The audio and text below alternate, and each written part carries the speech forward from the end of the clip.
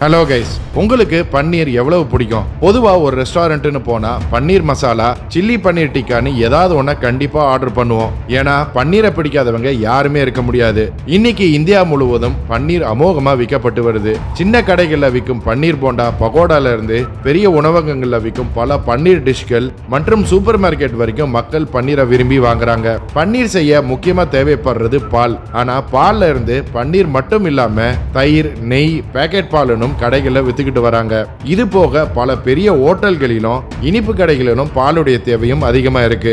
இவ்வளவு அளவுக்கு தேவைப்படும் பால் உண்மையிலேயே பால் தானா?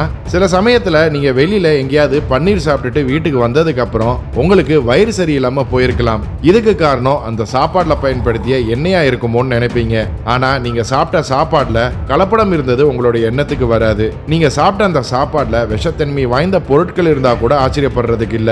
இன்னைக்கு வீடியோல போலியான பன்னீர் எப்படி தயாரிக்கிறாங்க, இதுக்கு பின்னாடி மறைஞ்சிருக்கும் உண்மை என்னன்னு விரிவா பார்ப்போம் வாங்க.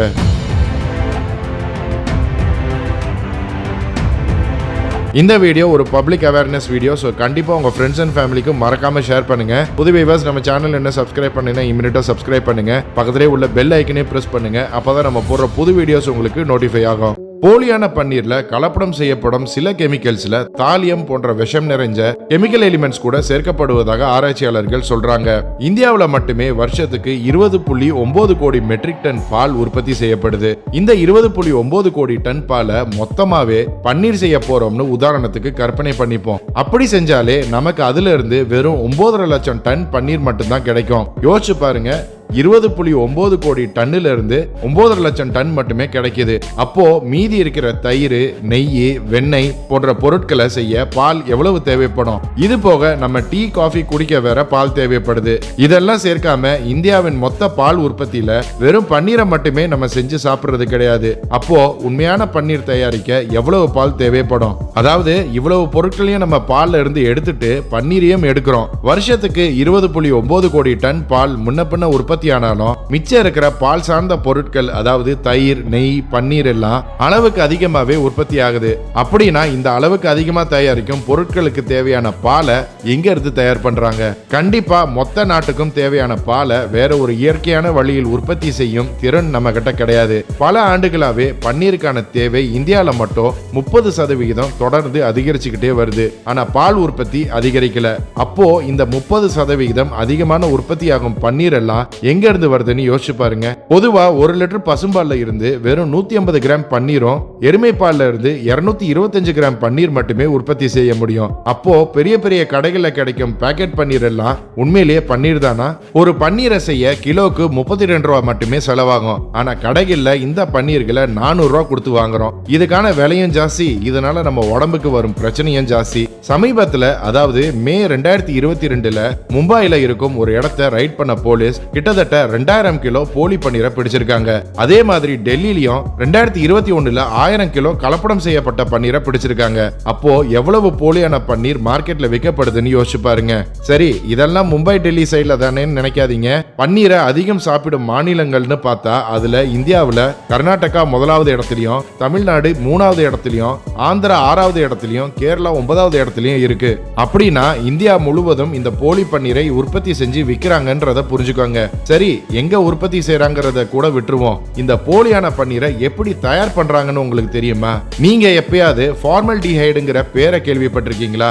இது ஒரு ஸ்லோ பாய்சன் கூட சொல்லலாம். இத பால்லயோ இல்ல பன்னீர்லயோ கலக்கினா அது ரொம்ப காலத்துக்கு கெட்டு போகாது. சரி, போலியான பன்னீர் எப்படி தயாரிக்கிறாங்கன்னு இப்ப பாப்போம். பால்ல இருந்து பாலையட தனியா பிரிச்சு எடுத்து அதுல ஆரோரூட் பவுடரை கலக்கினதுக்கு அப்புறம் அந்த பால் நல்லா திக்காயிரும். இதுக்கப்புறம் இந்த ஃபார்மல்டிஹைடுங்கிற ரசாயனத்தை கலந்து பாலும் பன்னீரையும் தனியா பிரிச்சு எடுத்து இனிப்பு தண்ணீரை கலந்த உடனே போலியான பன்னீர் ரெடி.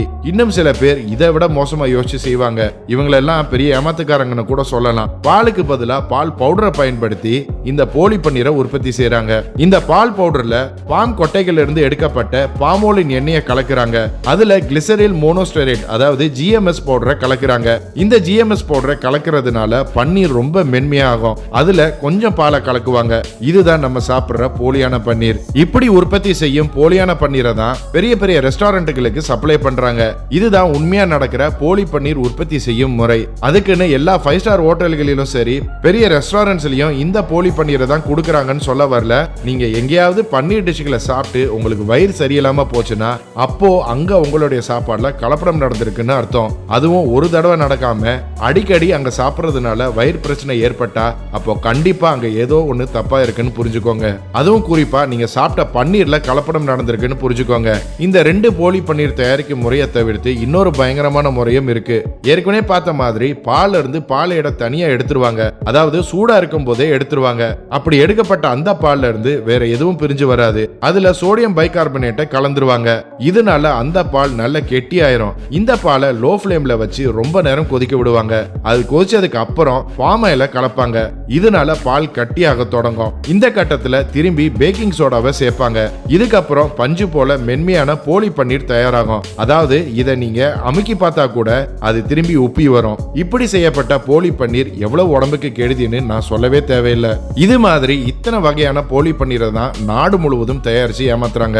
பாலோட விநியோகம் கம்மியா இருந்தா கூட போலியான பன்னீர் உற்பத்தி அளவுக்கு அதிகமாவே தயார் பண்ணப்படுது. இது தெரியாம இதை நம்ம சாப்பிட்டுட்டு இருக்கோம். இந்த மாதிரி போலி பன்னீரை தயாரிக்கிறவங்களும் அதை விநியோகம் பண்றவங்களுக்கும் நல்ல லாபம் பாக்குறாங்க. இதை சாப்பிடுற நம்மளுக்கு உடம்பு கெட்டு போயிட்டு இருக்கு. எல்லாம் சரி, இது போலி பன்னீர் இதுதான் ஒரிஜினல் பன்னீர்னு எப்படி கண்டுபிடிக்கிறதுன்னு யோசிப்பீங்க. அதுக்கு சில வழிகள் இருக்கு. அதாவது போலி பன்னீர் எப்படி இருக்கும்னு நமக்கு தெரியணும்னா அப்போ உண்மையான ஒரிஜினல் பன்னீர் எப்படி இருக்கும்னு நமக்கு தெரியணும். ஒரிஜினல் பன்னீர் கொஞ்சம் ஹார்டாகவும் ஸ்மூத்தாகவும் இருக்கும் மற்றும் அது நல்ல வெள்ளையாகவும் அதுல இருந்து பாலோட வாடை வந்துகிட்டே இருக்கும். அதுவே போலி பன்னீரோட விஷயமே வேற. இது பால் மாதிரி வெள்ளை நிறத்துல இருக்காது. பாலோட ருசியும் இருக்காது. இந்த போலி பன்னீரை கையில அமுக்கி பார்த்தா அது பொடி பொடியா உதிரியா இருக்கும். ஏன்னா இதுல பேக்கிங் சோடா கலக்கிறதுனால மென்மையாகவும் பொடி பொடியாகவும் இருக்கும். இது மாதிரி ஒரு பன்னீரை நீங்க வாங்கினீங்கன்னா அப்போ உடனே போலீஸ்க்கு தெரியப்படுத்துங்க.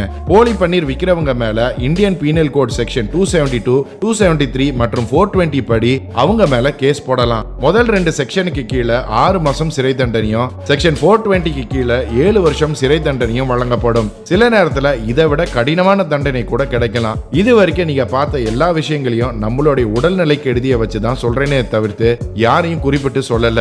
இந்த போலி பன்னீர்களை செஞ்சு மக்களுடைய உடல் நலத்தை கெடுக்கிறவங்க இன்னும் இது மாதிரி நிறைய தப்புகளை செய்ய யோசிக்க மாட்டாங்க. அப்படி ஒருவேளை இந்த மாதிரி ஆளுங்களை கண்டுபிடிச்சிங்கன்னா அவங்கள வீடியோ எடுத்து கண்டிப்பா சோசியல் மீடியால பரப்பி அவேர்னஸ் உருவாக்குங்க. ஏன்னா நம்ம கஷ்டப்பட்டு சம்பாதிச்சு குடும்பத்தோட நல்ல சாப்பாடு சாப்பிடணும்னு நினைச்சு ரெஸ்டாரண்ட்டுக்கு போய் கடைசியில போலியான சாப்பாடை சாப்பிட்டுட்டு உடம்பை கெடுத்துக்கிறதுக்கு இந்த மாதிரி போலியான சாப்பாடை எப்படி சாப்பிடுறதுன்னு சண்டை போடுங்க. அப்படி ஒருவேளை இதை கண்டுக்காம விட்டுட்டீங்கன்னா உங்களுக்கு அப்புறம் வேற ஒரு குடும்பம் வந்து அந்த போலியான பொருட்களை எல்லாம் சாப்பிட்டு ஹாஸ்பிட்டல்ல உடல் சரியில்லாம அட்மிட் ஆவாங்க. அதுவே நீங்க இத பத்தி போலீஸ்க்கு தெரிவிச்சீங்கன்னா நிறைய பேரை இந்த விஷத்துல இருந்து காப்பாற்ற முடியும். உங்களுக்கு முன்னாடி அப்படி போலியான சாப்பாடை சாப்பிட்டவங்க அப்படி ரிப்போர்ட் பண்ணியிருந்தாங்கன்னா நீங்க இந்த விஷத்துல இருந்து காப்பாற்றப்பட்டிருப்பீங்க. இந்தியாவில் பன்னீர் மட்டும்தான் போலின்னு சொல்லல. இது மாதிரி இன்னும் நிறைய பொருட்களிலும் சமுதாய துரோகிகள் கலப்படங்களை பண்றாங்க. வெறும் 100-200 ரூபாய்க்காக நான் ஏன் இந்த வேலையை செய்யணும்னு நினைச்சீங்கன்னா நாளைக்கு நீங்களே கூட பாதிக்கப்படலாம். இதை கண்டுபிடிச்சு கண்டுக்காம இருந்தீங்கன்னா அப்புறம் நிறைய பேர் பயம் இல்லாம இந்த தப்பை செய்ய ஆரம்பிப்பாங்க. இந்த மாதிரி போலியான பொருட்களை சாப்பிடும் போது இந்த விஷம் எதிர்கால தலைமுறைகளையும் பாதிக்கும். இத பத்தி எல்லாம் கம்ப்ளைண்ட் பண்ணாலும் அரசாங்கம் கண்டுக்காதுன்னு நினைக்க வேணாம். இந்திய அரசாங்கத்தின் food safety and standards authority of India FSSAI.gov.in வெப்சைட்டுக்கு போய் நீங்க கம்ப்ளைண்ட் பண்ணலாம். இது மட்டும் இல்ல, FSSAI முத்திரை இருக்கிற சாப்பாடு பொருட்களை வாங்குங்க. இந்த முத்திரை இருக்கிற பொருட்கள் எல்லாமே பாதுகாப்பான பொருட்கள்னு அரசாங்கத்தால் அங்கீகரிக்கப்பட்டிருக்கு. ஓகே கைஸ், இன்னைக்கு வீடியோ அவ்வளவுதான். இது ஒரு பப்ளிக் அவேர்னஸ் வீடியோ. ஸோ கண்டிப்பா உங்க ஃப்ரெண்ட்ஸ் அண்ட் ஃபேமிலிக்கு ஷேர் பண்ணுங்க. இந்த போலி பன்னீரை பத்தி எதுவும் கருத்து இருந்தா கமெண்ட்ஸ்ல சொல்லுங்க. இந்த வீடியோ பிடிச்சிருந்தா லைக் பண்ணுங்க, ஷேர் பண்ணுங்க. போன வாரம் கமெண்ட் பண்ண 10 பேரை பார்ப்போம்.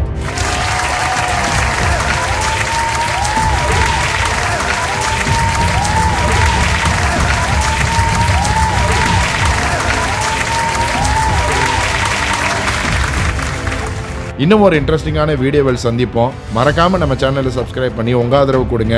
Until then, stay safe, signing off. நன்றி.